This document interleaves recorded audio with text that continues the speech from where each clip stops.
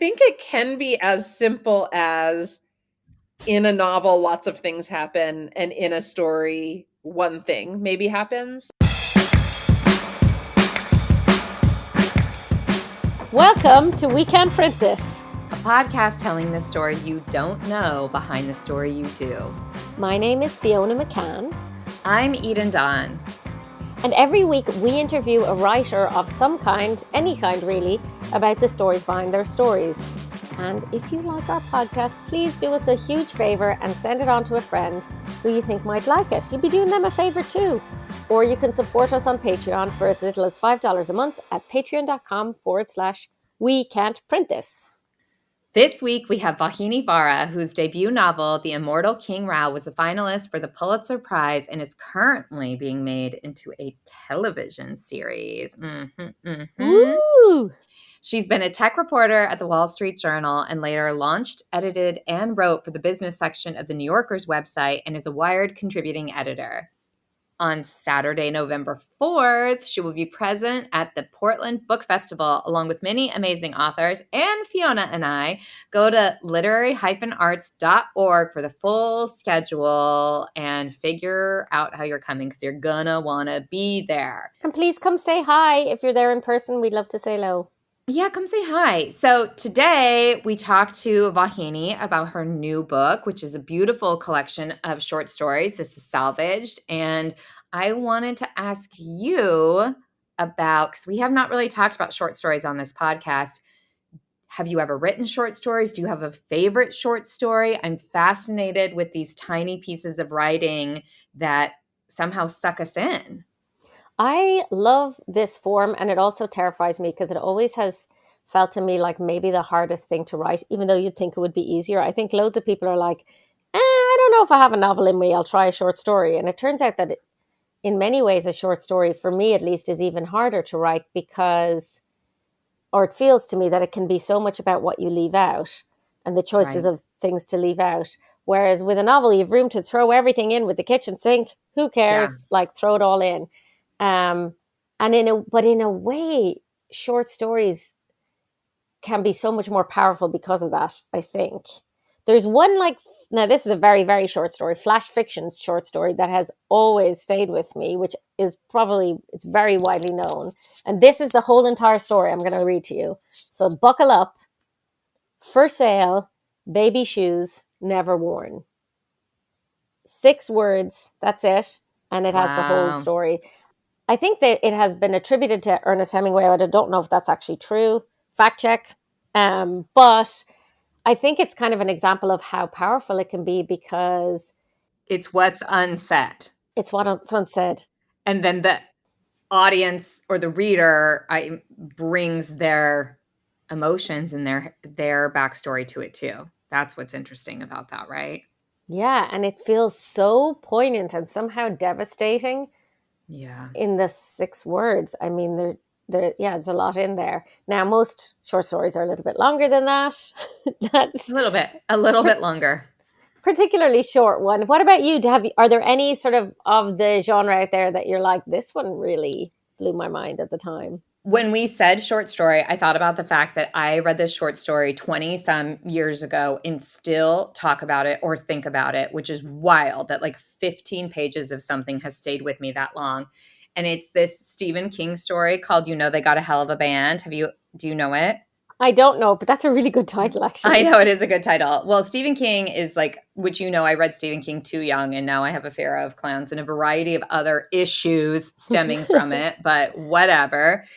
It's a couple drives basically in the woods in Oregon, and they get lost, and then they stumble upon this little town, which is called Rock and Roll Heaven, Oregon. And they go into the diner because their car breaks down, and it's like Janis Joplin is like their waitress, and then they're like, and then the mayor looks a lot like Elvis Presley, and like, oh God, is that Otis Redding, who's like the cop? And you realize that the whole town is dead rock stars who are slowly like rotting away. And they try to leave, but they're not able to escape. And every night there is a concert with all the greatest musicians of your entire life, but it goes on for years at a time because time is just like stuck. And basically they're stuck in Rock and Roll Heaven, Oregon forever. And I think of it all of the time when we're like driving in the woods or going for a hike, that we're just going to stumble upon like Elvis Presley in the woods who's going to trap us there. It's so good. I mean, only Stephen King can make something like that so creepy, even though part of you is like, wow, it'd be so great to see Janis Joplin live, but forever? But Maybe not. forever at not your choice. Yeah, that Anyways, sounds creepy AF. because it's like the bits where you fill in, and I definitely had that with some of Vauhini's stories, particularly the egg roll girls, as I call them, where I couldn't get over wondering what happened to them. I know. See, this is why you're scarred for life after reading some of these. I Uh, my introduction to the writer Laurie Moore was through a short story, and I have read everything she's written ever since because of this one story, in which, in the first paragraph, this 35-year-old woman who, doesn't have any kids of her own by choice is constantly being given babies to hold in a way that's kind of irritating. And somebody shoves one in her hands at a party and she drops it and it dies. And that is the beginning of the story, which always felt to me like the boldest opening of a story ever in the history of stories. That is a bold opening. And also, why do you only like sad baby related stories?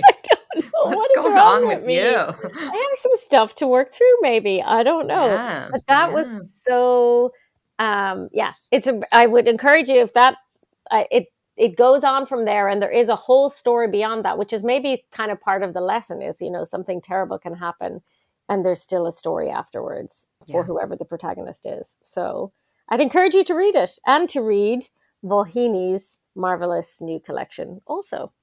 Yeah, let's get on with that.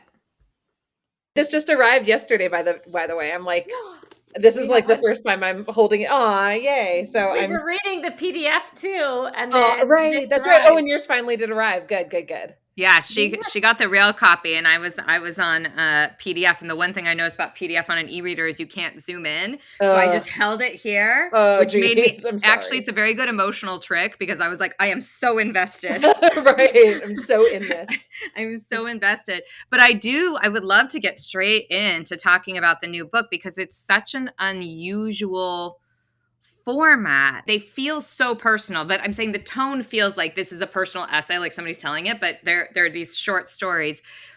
How did you decide to write in that format? And did you ever decide to build an arc? I'm so curious. Oh, that's so interesting. Yeah, what an interesting question. I don't know that I conceived of these as that's a really interesting way to put them, though, to sort of describe them as essayistic in form almost, or sort of as like very reading almost like personal writing, even though they're about characters. I hadn't thought about it that way, but I will say that one thing, my novel is very, my novel, The Immortal King Rao, is a really kind of structured book. It took me a long time to write, and I thought a lot about like the kind of the form necessary to tell this big epic sweeping story like that story is. It's clearly like there's so much about that book that signals its artifice, right? There's so much about that, like there are these speculative elements, like inventions that don't exist in real life that exist in this book, or I'm talking in the novel about things so close. They are very close. Or I'm talking in the novel about these sort of like these fictional futures. Like you read the novel and you're reading something fictional. And I think it's true, Eden. I think maybe what you're picking up on is that in the stories I was writing them sort of simultaneously with the novel. And so every time I went back into the stories, I was aiming for something somewhat different from what I was doing in the novel, which is this sense of like sort of contemporary authenticity, this sense that like the things happening in the stories are things that really could be happening. The ways the stories are being told are using kind of narrative techniques that like aren't too different from sitting next to someone in a bar and having them talk to you. This is true in some of the stories. Some of the stories are somewhat more experimental in form. And yeah, so I think like that was something that I was going for. And I think that's what you're noticing. I am curious too, because obviously you have this sort of vast journalistic body of work, and then you have a novel, and now you have, fictional short stories. Are you feeling that kind of comfort in all forms? Does it feel experimental? I'm going to try and tell something in a different way. We come from journalism, so we are naturally gravitate towards loving all journalists. Yes, I love all journalists too. Absolutely. I'm with you on that. Solidarity. We need it in our industry, right? We really do.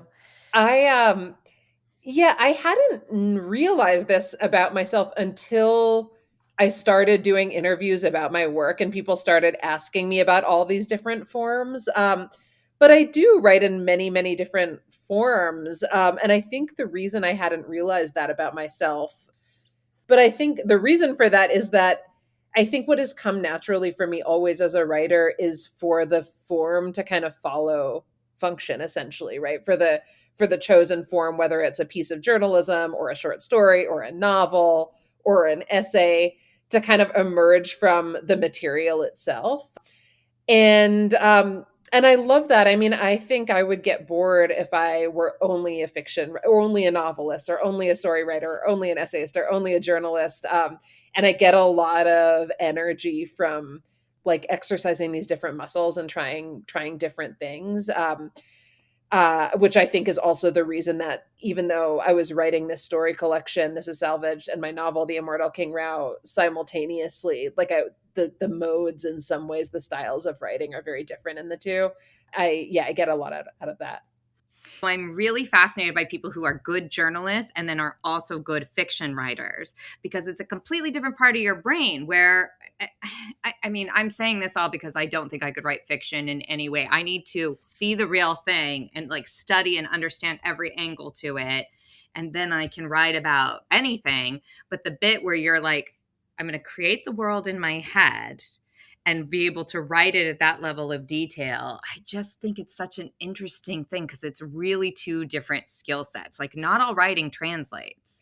Yeah, no, it's interesting. I was talking to a journalist friend who was working on a book, a journalistic book.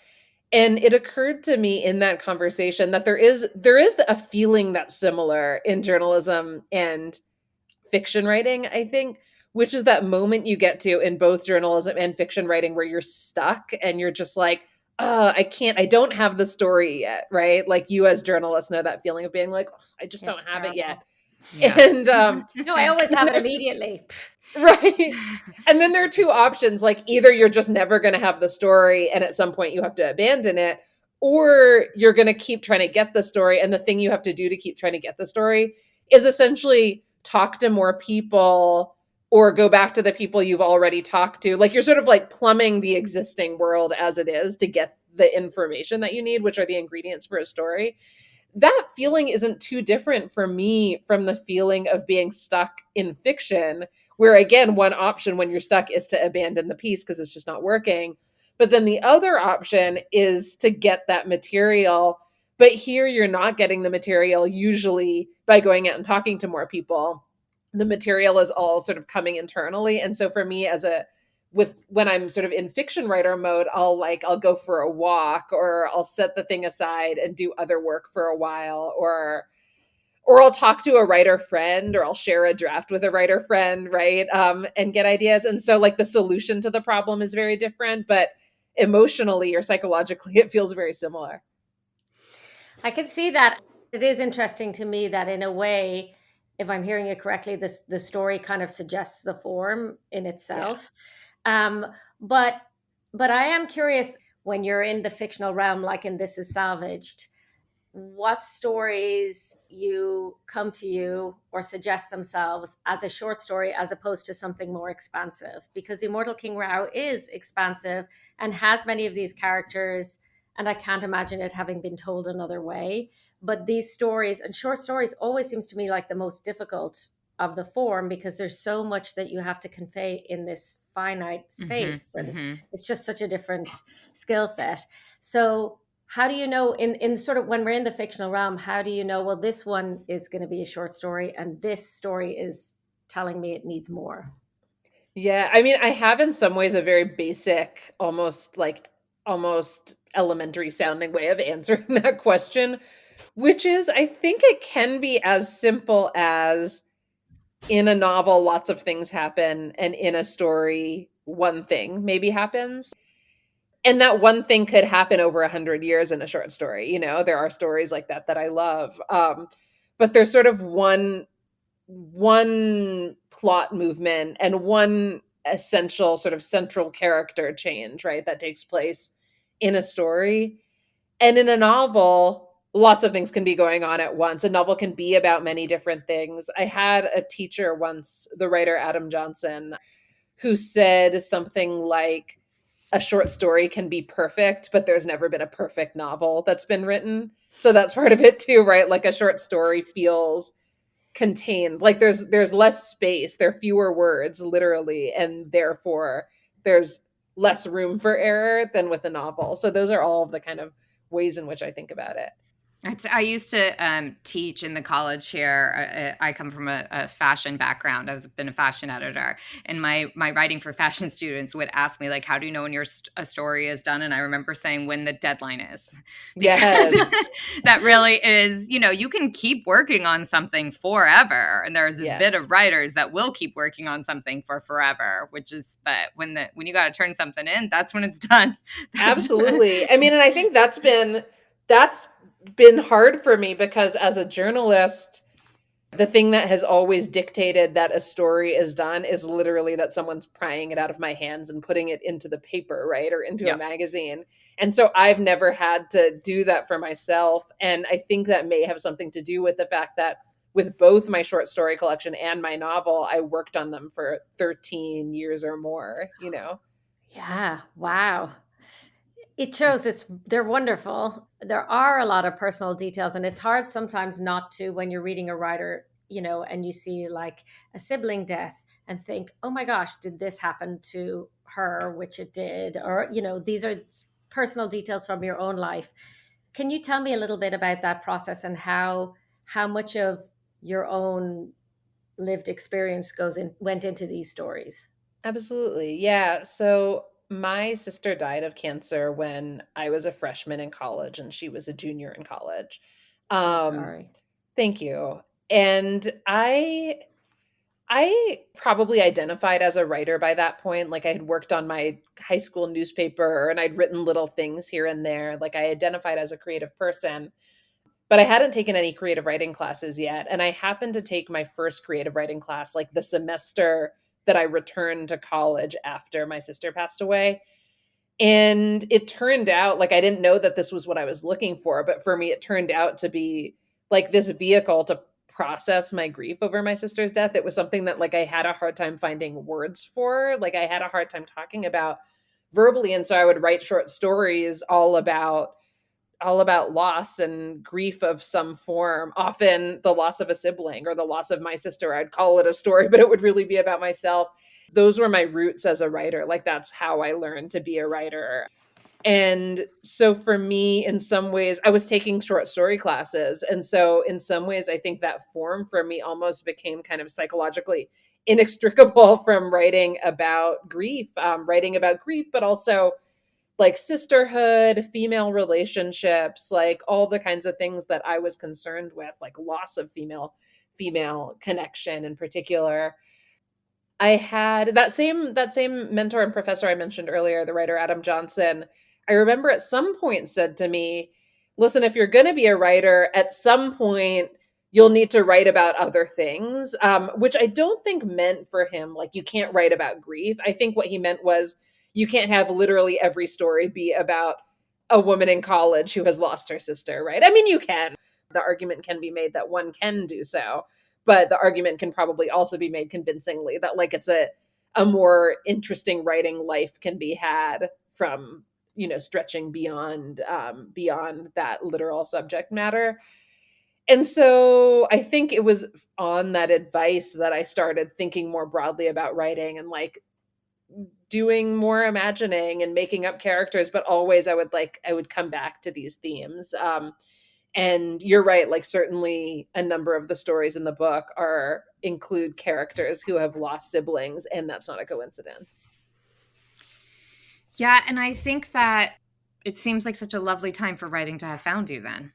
You know, Yeah. like writing can be so cathartic for all of us in all these different ways. And sometimes I think people get consumed with the idea of writing of like, well, I'm not professional. I'm not trained. I don't know if it's a thing that has come up on this podcast a lot is where like, all you have to do to be a writer is write. That's it. Yes. You don't Yeah. have to have a journalism degree. You don't have to have had, like, you need to have some feelings and some thoughts. Fiona and I were looking at our journals from when we were 12 yesterday for a bonus episode, and it was just the most cringy, embarrassing things of all time. But that was the beginning, right? Is like writing Oh, down your thoughts yes. and feelings and noticing the world. And it probably saved both of us from a lot of the turmoil in adolescence, since every Oh, single It's thing was true. the most dramatic day of our lives. I But love you do, that. it's a little bit mortifying because you want to go back to your journals and see that you were like a mini Proust in the making. You know, I wanted to go in and see, well, obviously I was going to be a writer. Look at this beautiful prose, but it's inane and boring and not even all spelled correctly. And, you know, I've all done of the same. I hear you. so it's embarrassing. I mean, I love what you're saying about your teaching, and I want to ask you a little bit about the importance of that, seeing as it's come up. But also, I balk a little people when people immediately put a restriction on anything. Like you can't always write about that. I immediately think, well, yes, you can, Yeah, yeah, but I do the I same. I do. do the same. I think if a student were writing about the same thing all the time, I probably like you can do whatever you want. That's what's nice about being a writer, you know.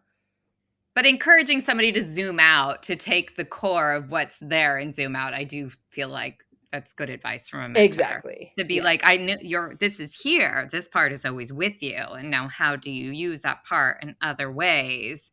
And clearly you did it because every single one, as I was reading through, I really kept going. Like, I went and read your bio like 3 times because they all felt so personal. I mean, obviously I knew you were not a man who had left his wife to go build the ark, or, like I said, this thing, but I kept being like, I feel like I just need to quite go check and make sure I'm not missing something.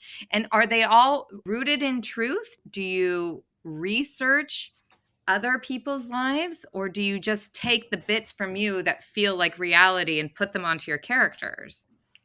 First of all, that is a really flattering compliment. Thank you. To say like these all felt real and they felt personal, even though obviously you didn't build an arc. That means a lot to me. So that feels really nice to hear. I'm opening the book right now and looking at the table of contents.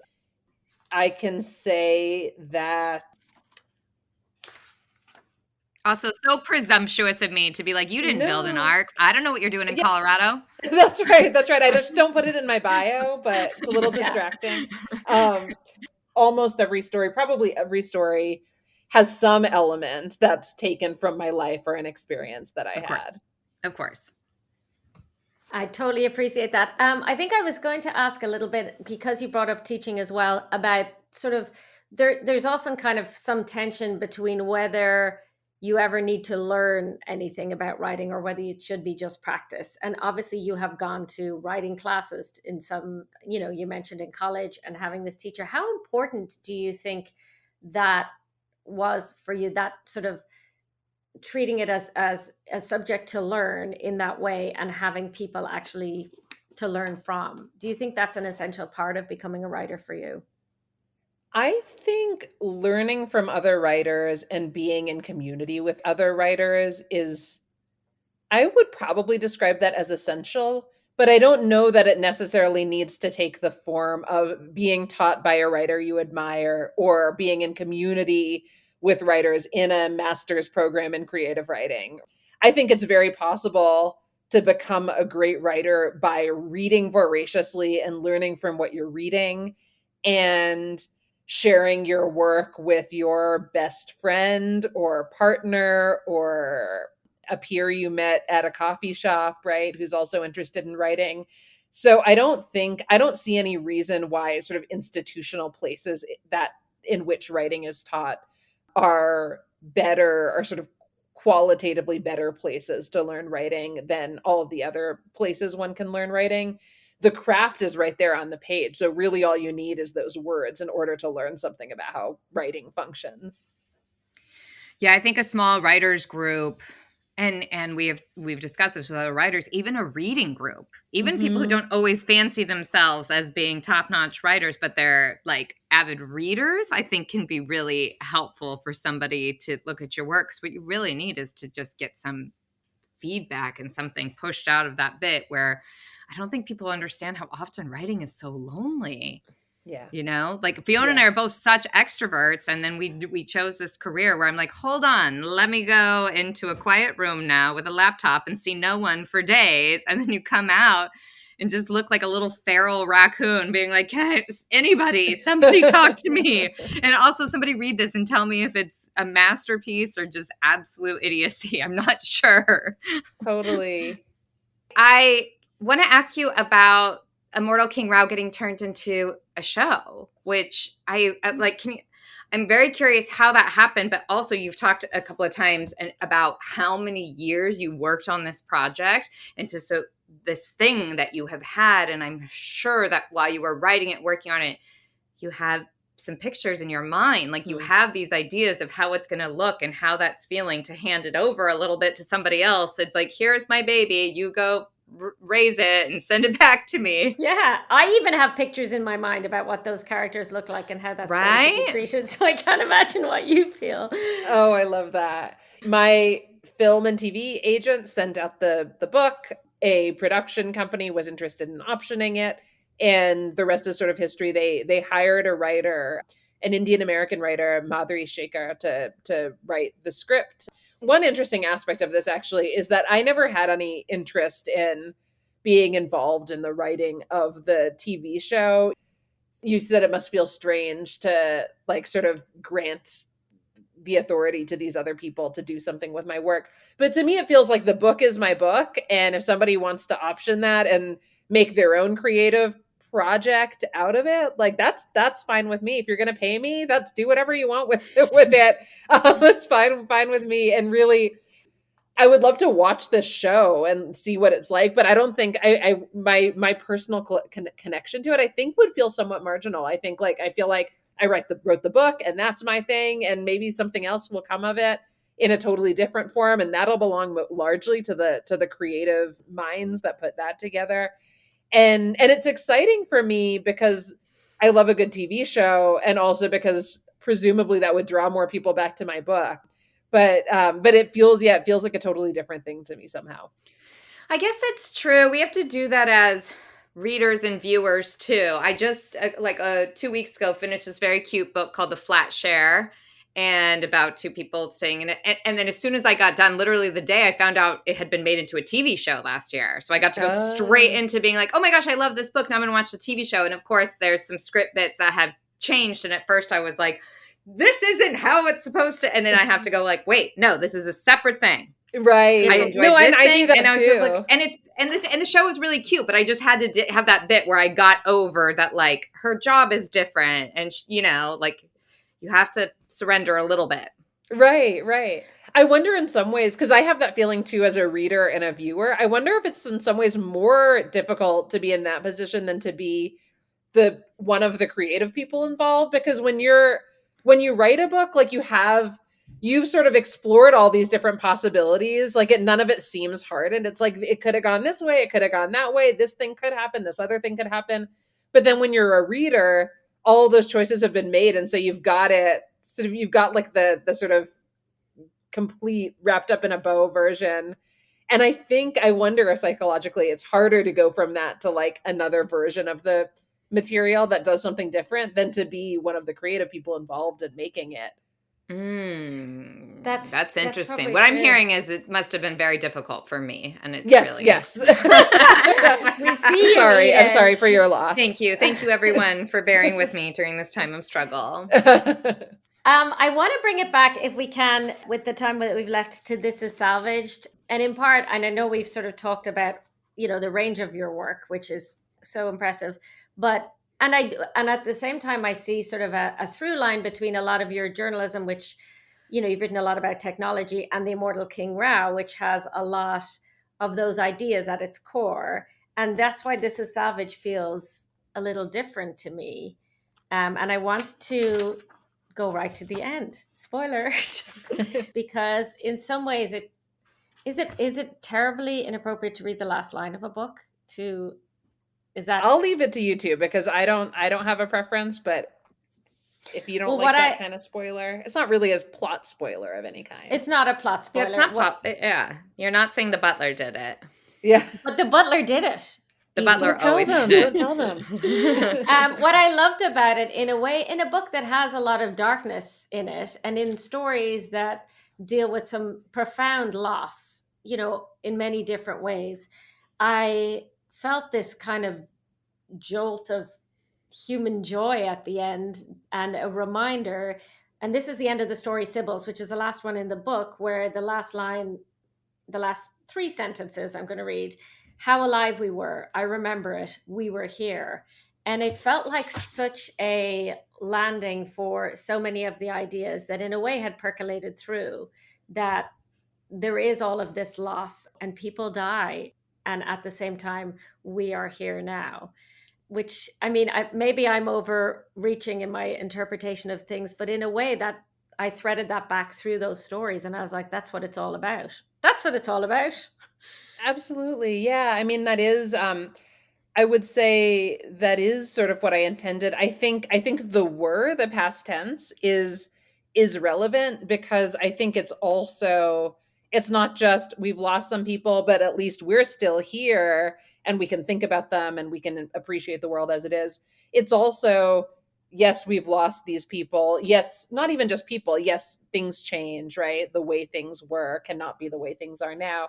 And yet they did exist at one point, right? Like that did happen. And I think that was something that I was going for at the end. And it is meant to echo the ending of the first story, in which the idea of loss and the way in which some people are gone and then we're still here. In the first story, the ending is sort of ends on a note of despair, I would say. Yeah. But also a character trying to come out of that despair. And I'm hoping that one can read the collection and sort of start with that sense, that sort of emotional texture, and end in this different place. Yeah, that particularly that first set of girls, when I finished that story, I felt concerned about them. Like for a couple of days, I kept feeling concerned about these kids. They're these egg roll eating kids, and how were they, and how did they end up? And this is why I never watch war movies, is because they stay with me for a long time. But I do, and I think there is that thing. Is I'm like, they're here and they were struggling, and are they okay? Yeah. So you can tell me they're okay. They're fine. I'm here to report that they're doing really well. Good. They got away from that creepy dude. Yes. It is interesting because over and over, I've had that feeling in the book a little bit, like, is that little girl okay who's with her stepmother? Are these two, Lindsay on the sex line, is she okay? Like, there's so many times where I was like, oh my God, none of us are okay. Oh my God, this world that young women have to live in is really hard. And this is the first time Fiona's ever realized that, so it's a big moment for her. I'm having a revelation. Things are hard for women. Wait. Did you know this, Eden? Breaking news. Women in America are having a hard time. And not only that, I'm like, oh, now it's my job to worry about them. Yeah. But it is interesting as a writer I think you have to be okay with causing that discomfort in the reader. Like, you're not going to make things, not everything has a happy ending, or is it neatly tied up in a bow. And so these sort of residual feelings of like, are they okay? Is everyone okay? I mean, it's just kind of a true to life experience. Are we all okay? Are any of us okay? It's a constant question. Yeah. Probably not. And as a reader, I don't know, for me as a reader, like ending something with that feeling is a sign that like I've immersed myself in that world, right? Like I've become committed to that world that I'm reading about. Yeah, and the mark of a good short story is how it kind of stays in your bloodstream for so long afterwards. I mean, the fact that Eden's still concerned about the egg roll girls.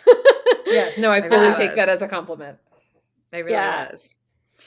Can I have, before we lose you, I have one quick final swing of a question, because as we will mention early in the episode, you're coming to Portland Book Fest, which we're so excited.